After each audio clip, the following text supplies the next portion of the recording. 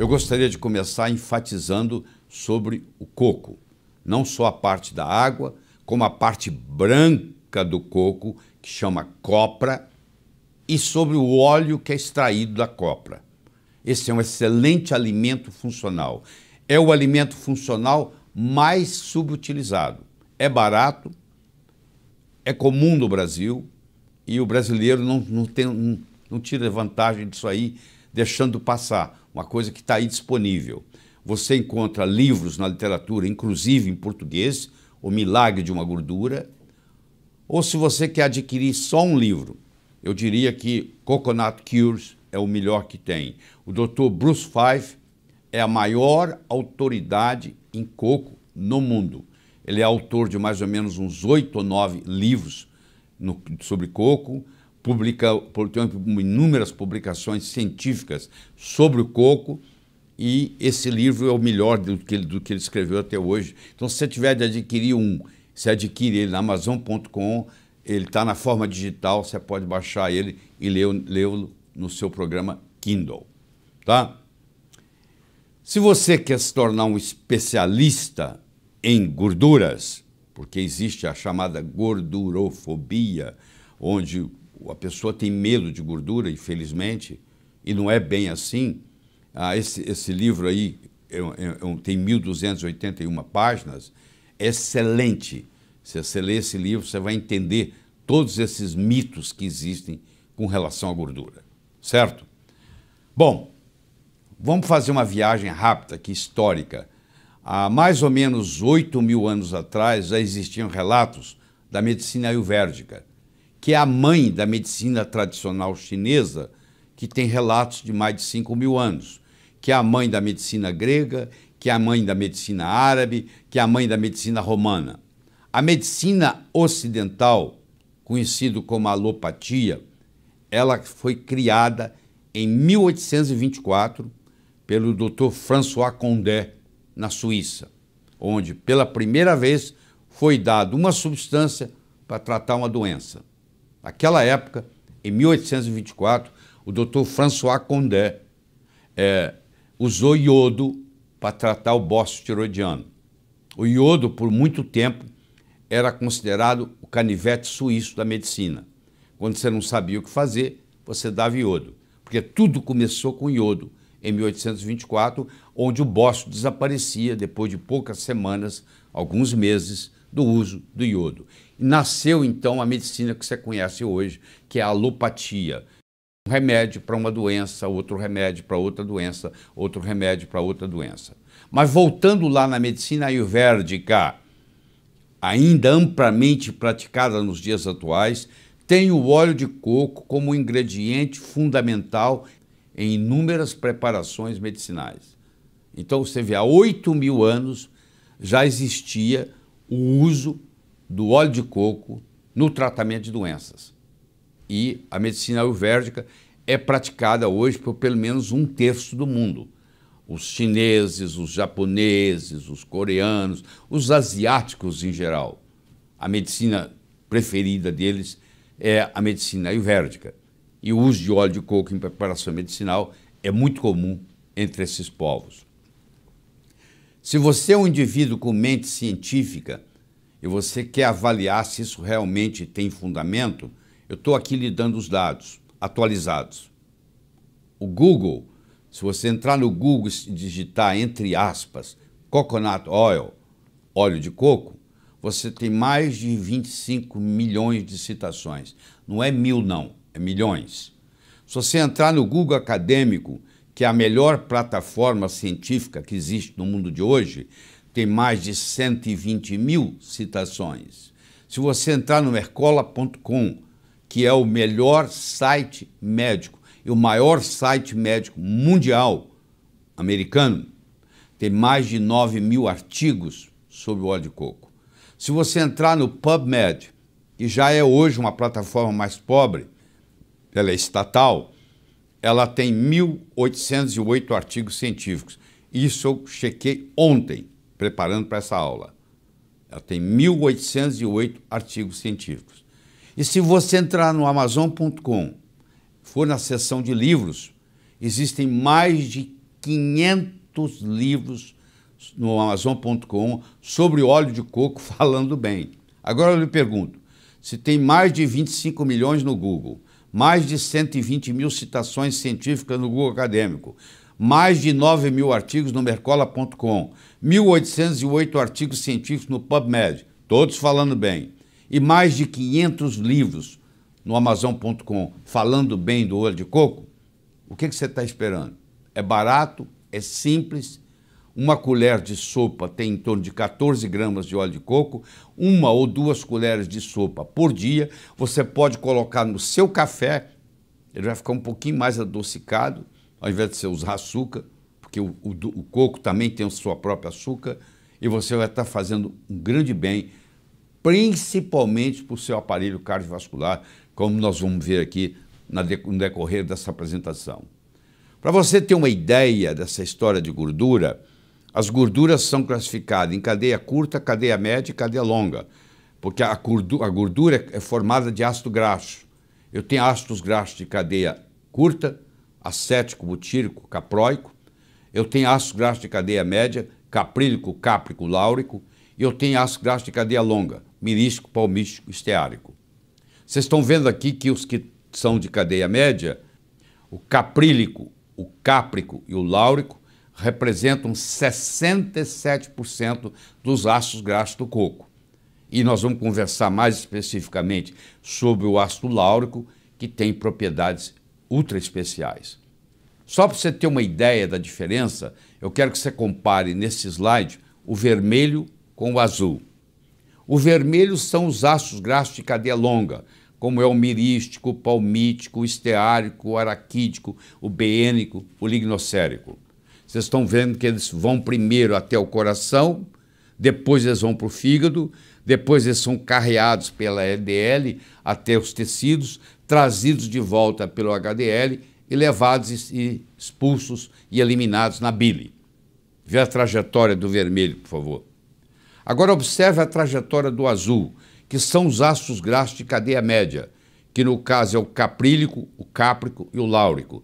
Os três estão no óleo de coco. Tá? Você vê que eles têm um percurso totalmente diferente. Eles vão pela veia porta, vão até o fígado diretamente, ao invés de passar lá pelo sistema periférico e voltar no fígado, como é o caso do vermelho, o azul vai direto para o fígado. E eles não são armazenados, eles vão ser transformados em energia. E eles são termogênicos, ou seja, eles contribuem para o processo de emagrecimento. Quem falar para você que óleo de coco engorda, não entende de bioquímica, não entende de nutrição. Isso aí te dá uma perspectiva do que está acontecendo. A região Bicol da República das Filipinas tem o maior consumo de coco do país e a mais baixa taxa de doença cardíaca. Essa correlação não existe só na região Bicol. Em todo lugar onde se consome muito óleo de coco, tem-se muito pouco doença cardíaca. Os efeitos benéficos da água de coco nos níveis de HDL. Se você ingere água de coco diariamente, você vai aumentar o seu HDL, que você conhece com o nome de colesterol bom. Então a água de coco também tem um efeito terapêutico muito grande e tem aí publicações mostrando nesse slide para você ver. A gordura predominantemente no coco é saturada, de cadeia média, caprílico, cáprico e láurico. Esses três, que são de cadeia média, constituem 64% da gordura que existe no coco. Aqui está mostrando para você que o coco é conhecido, olha à esquerda aí desse slide, como a árvore da vida, há mais de 4.000 anos usado na culinária. O nome científico é Cocos nucifera. Em 1553 chega ao Brasil, proveniente de Cabo Verde. E à direita você tem a composição, vocês estão vendo que tem 47% de ácido láurico, 9% de ácido caprílico, 7% de ácido cáprico, que são os três de cadeia média. Tá? E o ácido láurico, nós vamos discutir daqui a pouco, quando ele cai no estômago, ele transforma-se em monolaurina, e a monolaurina mata fungo, mata bactéria, mata vírus. Uma propriedade muito interessante da monolaurina. Nos Estados Unidos, hoje, eles estão usando monolaurina em casos de pacientes internados com infecção hospitalar resistente a antibióticos. E eles estão salvando vidas com a monolaurina. E você adquire isso aqui simplesmente ingerindo ou a copra, a parte branca do coco, ou o óleo de coco, e isso vai cair no estômago e vai formar uma substância que tem essa ação antibiótica, mas não prejudica como os antibióticos. O leite materno é rico em ácido láurico. 14% da gordura saturada do leite materno é láurico.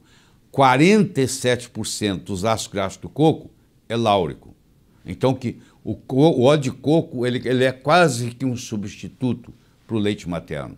Aliás, as famílias pobres, onde não tem a amamentação por alguma razão, eles fazem uso do óleo de coco e da água de coco e do coco para substituir. E aqui está a explicação. É riquíssimo em ácido láurico. Então não necessita da bile para ser absorvido. Uma pessoa que tem a vesícula removida, ela não consegue absorver gorduras, mas essa gordura de cadeia média não precisa de bile para ser absorvida, facilita a absorção de outros nutrientes, principalmente vitaminas e minerais, não é armazenado no tecido adiposo na forma de triglicérides, não engorda, não requer insulina para o seu metabolismo, ou seja, o diabético pode, sem problema, fazer uso do óleo de coco, é termogênico, significa que aumenta o metabolismo e com isso ajuda no sentido do emagrecimento e é menos calórico do que outras gorduras. Aumenta a termogênese e aumenta a beta-oxidação, o coração usa melhor essa energia. Aumenta a termogênese pós-prandial, ou seja, depois que você comeu, ingeriu uma refeição, aumenta o metabolismo.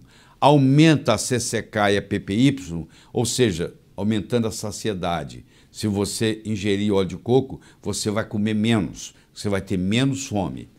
Ele é antiviral, antifúngico, antibacteriano, graças às propriedades do ácido láurico, principalmente, que transforma-se em monolaurina. Inibe a transcriptase reversa do HIV. Paciente com HIV positivo, que faz uso de óleo de coco, não evolui para AIDS. Em todas as ilhas do Pacífico, os pacientes que têm HIV positivo e que fazem uso de óleo de coco, porque lá faz parte da culinária, eles não viram AIDS.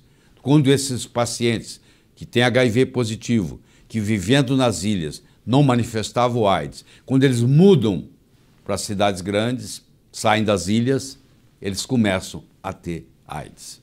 E é um imunomodulador, ajudando bastante em pacientes com doenças autoimunes. Você está vendo que o coco é um dos melhores alimentos que existe. Tá? É um alimento funcional subutilizado.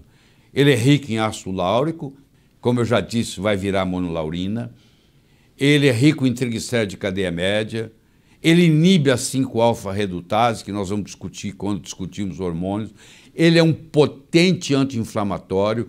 Ele inibe a interleucina 1, a interleucina 6, aumenta a interleucina 10, que é anti-inflamatória.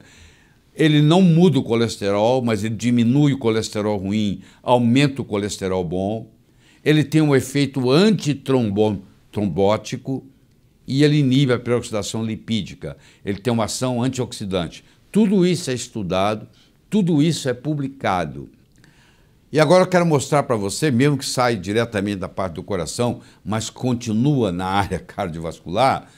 Aqui está a doutora Mary Newport, escreveu esse best-seller, esse é um best-seller do New York Times, onde o marido dela, Steve, desenvolveu Alzheimer e ela não tinha mais o que fazer com ele. E ela começou a dar para ele óleo de coco, sem nenhuma esperança, e de repente a melhora foi absoluta. Ele voltou a ser o contador da firma dela, ele voltou a dirigir. E aqui está mostrando para vocês que quando você ingere o óleo de coco, você gera no seu corpo corpos cetônicos, que são 3, acetona, acetoacetato e beta-hidroxibutirato, e esses corpos cetônicos gerados a partir dos triglicéridos de cadeia média do coco são de grande valia no metabolismo energético do cérebro. O cérebro gosta de ser alimentado com corpos cetônicos. Olha que coisa interessante. O paciente com Alzheimer, você faz um teste nele chamado teste do relógio. Você entrega para ele uma folha em branco e pede ele para desenhar um relógio. O Steve, o marido da doutora Newport, foi entregue a ele ela entregou para ele uma folha em branco um dia antes de começar o óleo de coco e pediu ele para desenhar um relógio.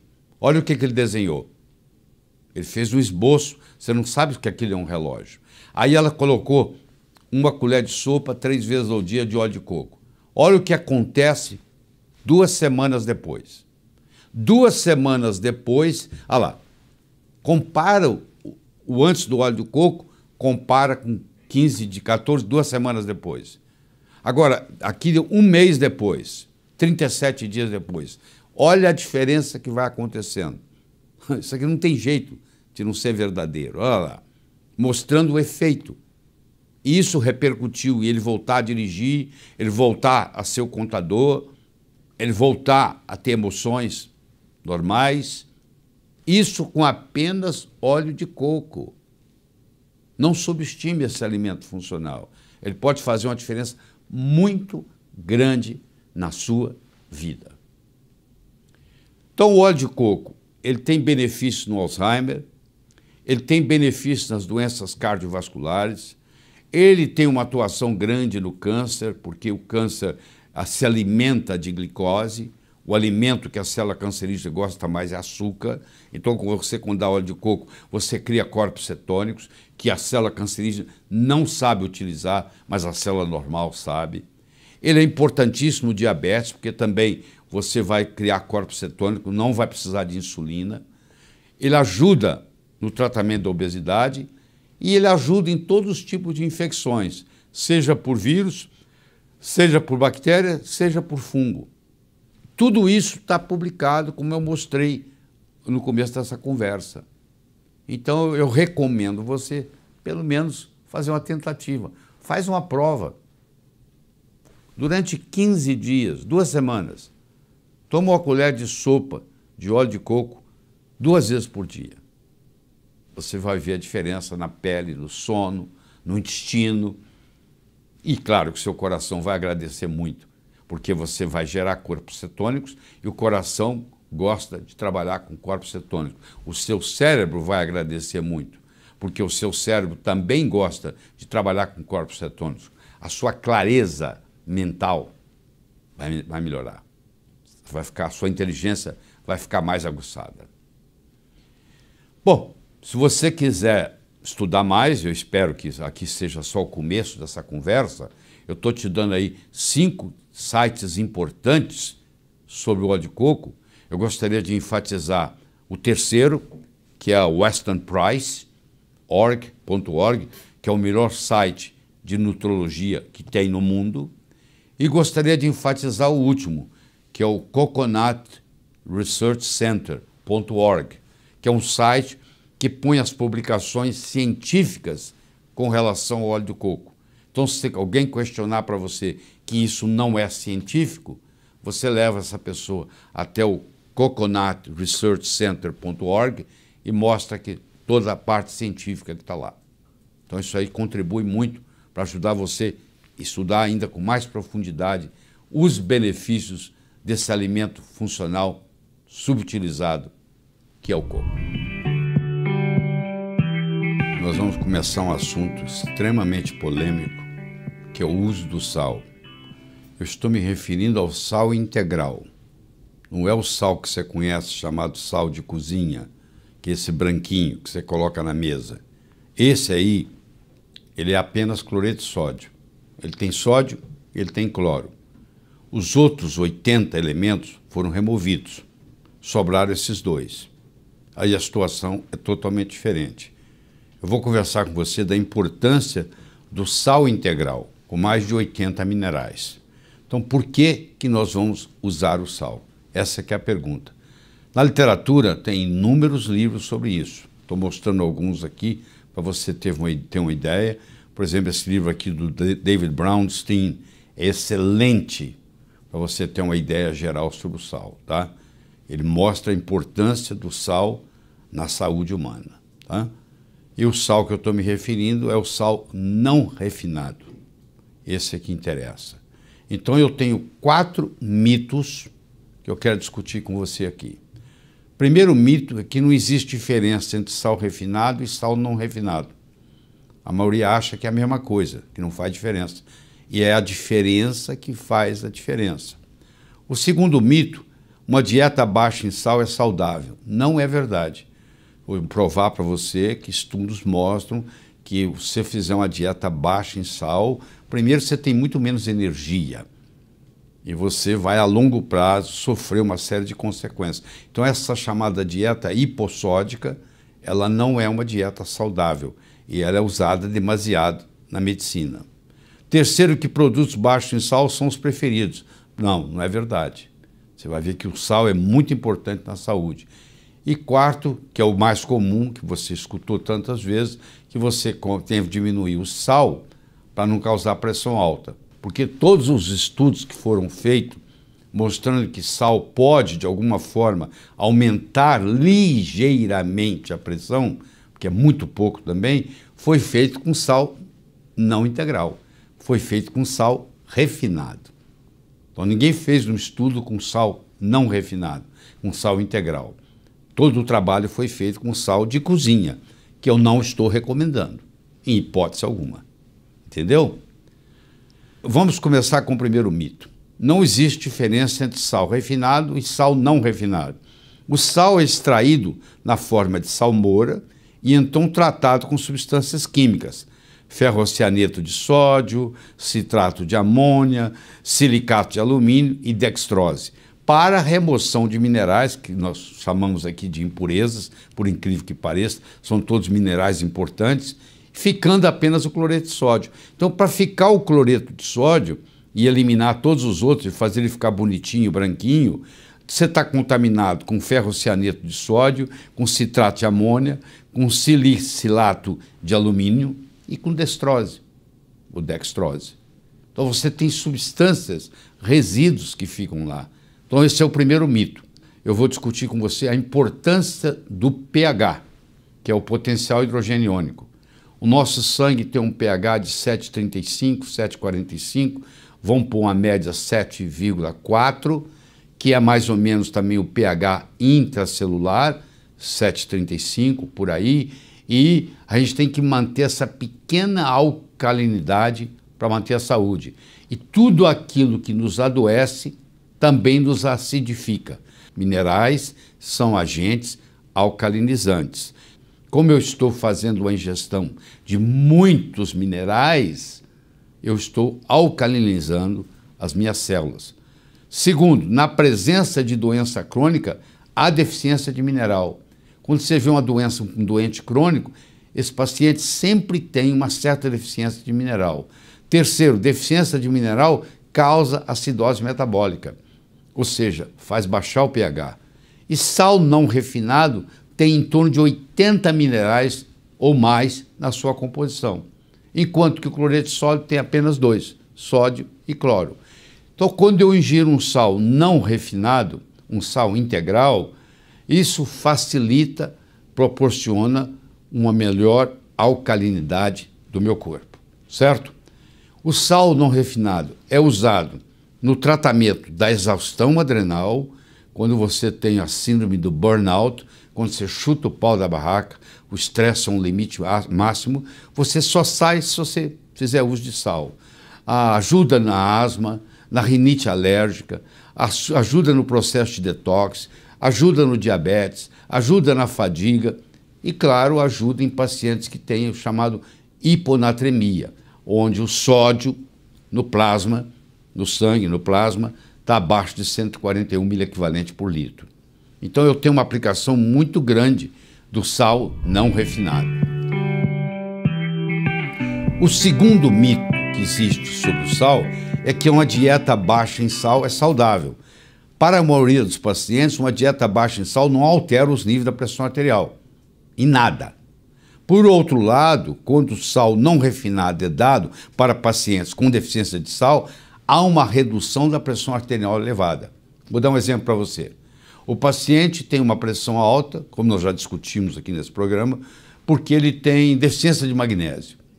E eu dou para ele um sal integral, um sal não refinado, que tem um certo percentual de magnésio. E agora essa suplementação com esse sal vai fornecer esse magnésio que vai promover o relaxamento dos vasos e vai baixar a pressão. Então, por incrível que pareça, parece para você até um paradoxo, que eu estou dando sal e estou diminuindo a pressão arterial. Elevados níveis de insulina são associados com risco aumentado de doença cardiovascular, diabetes, obesidade e hipertensão. A insulina aumenta na presença de dieta baixa em sal. Aqueles pacientes que você está dando dieta baixa em sal, aqueles pacientes que estão fazendo uso de uma dieta sem sal ou com pouco sal, eles têm uma tendência em aumentar a insulina, que vai aumentar a resistência insulínica, que vai piorar o diabetes, que vai piorar a hipertensão e que vai facilitar a doença cardiovascular. E não sou eu que estou falando isso, não. Isso está publicado, muito publicado. Tem estudos mostrando, como esse estudo do Rio aqui, ó, Dr. Rio, mostrando que a dieta baixa em sal, ela aumenta a aldosterona, ela aumenta a renina, ela aumenta a angiotensina e ela aumenta a noradrenalina. E ainda aumenta a resistência insulínica. Isso tudo que eu mostrei aqui são coisas indesejáveis causadas pela dieta baixa em sal. Então esta não é a solução. Simplesmente tirar o sal da dieta. Acrescentar cloreto de sódio também não é a solução, porque aí eu tenho outros problemas. O que eu tenho que testar, eu convido você a testar, é o sal não refinado, é o sal integral. A dieta baixa em sal causa deficiência de sódio, que aumenta a produção de aldosterona, que aumenta a retenção da água intra e extracelular, que diminui a concentração de potássio, que diminui a concentração de magnésio, que levam à desidratação e fadiga. Então, o paciente que está fazendo uma dieta sem sal ou com muito pouco sal é uma pessoa cansada. Ela está sempre reclamando que está fadigada. Quando você introduz o sal não refinado, o sal integral, esse paciente cura a fadiga, o cansaço que esse paciente tem. Olha que interessante, publicado no American Journal of Hypertension. Há uma elevação do LDL colesterol nos pacientes em uma dieta baixa em sal. Mais um dado mostrando para você que dieta baixa em sal não é a solução. Eu posso mostrar vários. Nós vamos estar discutindo isso aqui. O terceiro mito é que devem ser recomendados produtos baixos em sal. Dietas baixas em sal predispõem à deficiência de cálcio, à deficiência de magnésio, à deficiência de potássio e causam depressão de vitaminas do complexo B. Estudos têm demonstrado que deficiência de minerais e vitaminas aumentam a morbidade e a mortalidade de doenças cardiovasculares, que é a que eu estou tentando reduzir. Então o efeito é exatamente o oposto do que vem sendo pensado. Uma revisão de 56 estudos com pacientes hipertensos mostrou que o efeito de uma dieta baixa em sal é mínimo redução, o que ocorre. A redução é muito pouco. A redução da pressão sistólica é de 3,7 milímetros de mercúrio e da diastólica 0,9. Você imagina um paciente que tem 180 por 90. Ele vai terminar com 176,3 por 89,1. Ou seja, falar de outro modo, um paciente que tem 18 por 9 de pressão, que está elevado. Se eu fizer uma dieta sem sal, o máximo que ele vai chegar é 17,6 por 8,9. Você vê que não mudou muito, não. Não fez tanta diferença nenhuma do ponto de vista prático. Isso é uma meta-análise de 56 estudos publicado no JAMA, uma revista de alta credibilidade no meio médico. Sal integral não refinado destoxifica o organismo de bromo, tóxico com inúmeras consequências indesejáveis. O bromo é praticamente um veneno, é um halogênio que é venenoso, que infelizmente hoje no fermento brasileiro usa-se o bromo. E o bromo, que você come pão, por exemplo, você comer pão, massa fermentada, é feita com bromo. Então, se você ingere pão todos os dias, você tem uma certa intoxicação por bromo. E um jeito de você se livrar do bromo é fazer uso do sal integral. Mais uma razão para você fazer uso de sal integral. A dieta baixa em sal causa acidose, aumenta o risco de doença cardiovascular e mortalidade, causa dislipidemia, ou seja, perturba o colesterol e os triglicérides, faz um desequilíbrio de vitaminas e minerais e promove um acúmulo de substâncias tóxicas. Tudo isso está na literatura. Eu não estou inventando nada disso. E o quarto mito, que sal causa hipertensão. Em 1904, Ambar e Beljar mostraram que privação de sal em animais causa queda da pressão arterial. Os estudos em animais exigiram enormes quantidades de sal refinado para aumentar a pressão, de até 20 vezes o recomendado. Quer dizer, claro que se aumentar em 20 vezes a concentração de sal, vai acabar tendo um efeito. Até a água demais mata. Houve uma exagerada extrapolação dos estudos em animais para o uso em seres humanos. Todos os estudos foram realizados com sal refinado. Quer dizer, os estudos que existem na literatura são com sal refinado. Eu já falei, mostrei para você aqui, que sal refinado é diferente de sal integral. Vamos pegar o chamado Intersalt Study, onde mostrou que, dando sal, existe um certo grau de hipertensão. 10 mil indivíduos participaram, 52 centros, 39 países. Foi medido o sal na urina e feita a correlação. Quanto mais sal na urina, maior a pressão arterial. Aumenta de ingesta de sal, causa um aumento de sal na urina. A diminuição do sal na urina diminui a pressão sistólica de 3 a 6 milímetros e a pressão diastólica de 0,3. Mas isso só funcionou em 4 dos 52 centros.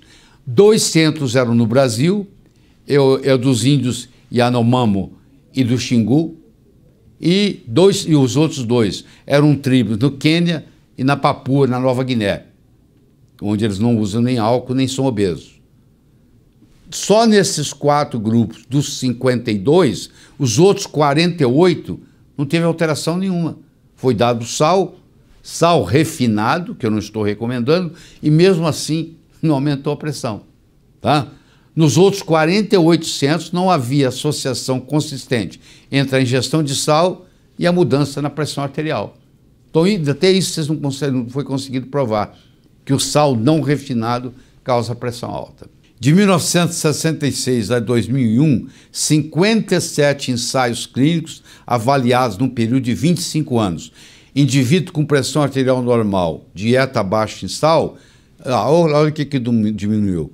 1,27 milímetros de mercúrio na sistólica e 0,54 na diastólica. Esse é o grupo Cochrane, que é um grupo independente que fez essa análise e mostrou que realmente, desses 50 ensaios clínicos, é pífia. A diminuição é muito pouco, a diminuição quase indetectável. Então não é um fator importante. De novo, nós estamos falando de sal não refinado. Uma dieta baixa em sal aumenta o colesterol, aumenta o LDL colesterol, aumenta os triglicérides, aumenta a insulina, aumenta a renina, aumenta a angiotensina e aumenta a aldosterona. Por que continua sendo recomendada uma dieta baixa em sal? Por que a medicina continua insistindo nisso? Eu não sei a resposta, mas eu posso dizer para você que temos no mercado drogas para tratar cada um dos efeitos colaterais de uma dieta baixa em sal. Parece que a indústria farmacêutica está por trás, estimulando que você dê uma dieta baixa em sal, que vai gerar uma série de problemas, como o aumento do colesterol, o aumento dos triglicérides, o aumento da insulina, que vai ter drogas para tratar. Só pode ser essa a explicação. Eu não tenho outra. Tá? Estou apenas cogitando isso aqui. Os minerais na hipertensão. Você tem o magnésio, você tem o potássio e você tem o cálcio. O magnésio, potássio e o cálcio são encontrados no sal não refinado, mas não são encontrados no sal refinado. Então isso faz a diferença, porque uma deficiência de cálcio, uma deficiência de magnésio, uma deficiência de potássio pode levar a uma pressão elevada. Quando eu dou um sal integral, esse sal integral tem magnésio, tem potássio, tem cálcio. Uma dieta baixa em sal e doença cardiovascular. 2.937 pacientes hipertensos, 3,8 anos de follow-up, urina nas 24 horas, medido o sódio, o potássio, a creatinina e a renina. Conclusão: 400% aumento no risco de infarto do miocárdio no grupo com baixo sódio, comparado com o grupo com alto sódio em homens. Nenhuma diferença nas mulheres. Mostrando, inclusive, olha aí, que causa aumento do infarto do miocárdio você ingerir menos sal, mesmo sendo sal refinado. Então não é tão claro quanto você pensava antes, o processo. É praticamente impossível tratar adequadamente hipertensão arterial sem primeiro equilibrar os minerais que estão deficientes. Se eu tenho pressão alta, se eu tenho deficiência de magnésio, enquanto eu não repor a deficiência de magnésio, eu não curo a pressão alta. Eu vou tomar remédio o resto da vida para controlá-la, mas ela não vai estar curada. Mas se eu repor aquilo que está faltando, eu acertei a fisiologia, eu posso chamar de cura. Deficiência mineral e ou excesso de sódio, a longo prazo, causa exaustão adrenal. Sal não refinado melhora todo o sistema endócrino. Então, quando eu dou sal integral, eu estou ajudando o corpo na produção de todos os hormônios. Ou seja, eu estou promovendo a saúde. Em ratos, a vida média de bromo é de 3 dias. Bromo é veneno, lembre-se disso. Se o rato for colocado numa dieta baixa em sal, a vida média aumenta para 25, ou seja, o bromo fica mais tempo no rato. E como o bromo é veneno, quer dizer, a dieta baixa em sal promoveu aumentar o veneno. Um aumento de 733%. Dieta baixa em sal é tóxica para o organismo, porque ela aumenta o tempo que o bromo vai ficar lá, e o bromo é um halogênio tóxico. Então, para eu expulsar o brometo, eu expulso ele com sal não refinado. Como todos nós brasileiros que comemos pão, também temos intoxicação por brometo. Então, se você come pão, você tem uma certa intoxicação por brometo. Um jeito de você eliminar esse brometo é ingerindo sal não refinado. Evite sal refinado e aumente a ingestão de sal não refinado. Essa é a nossa recomendação. Bem diferente do que você está ouvindo por aí, né? Vai na contramão. Eu gostaria de compartilhar com você uma metáfora. É a metáfora da águia. Uma águia nasce para viver 70 anos. 70 anos de vida. Só que quando chega aos 40, o bico dela está entortado, está velho, as garras já não são as mesmas, estão dificultando ela caçar, e a penugem dela já está fraca. Ela tem 2 opções. Ou ela chuta o pau da barraca e deixa acontecer, e logo, logo ela morre, ou ela resolve fazer um renascimento. Ela procura uma região onde tem uma pedra, onde tem água por perto, onde ela pode caçar roedores por ali, e ela decide ficar naquele lugar por 150 dias, 5 meses. E ela vai fazer o seguinte: ela vai pegar o bico e bater com o bico naquela pedra até o bico cair, e vai nascer um bico novo. Ela, com um bico novo, ela vai arrancar as garras velhas e vai criar garras novas. E ela, com um bico novo e as garras novas, ela vai tirar toda a penugem envelhecida e vai nascer penugem nova. E com 150 dias, com 5 meses, ela completa esse ciclo. E ela agora está de bico novo, garra nova, penugem nova. E ela agora está habilitada a voltar a caçar e a voar por mais 30 anos. Eu não sei qual a sua idade, mas eu sei que vai chegar um momento, se já não chegou na sua vida, que você tem que tomar uma decisão. Ou você deixa aí do jeito que está indo, morro abaixo, ou você faz igual a águia.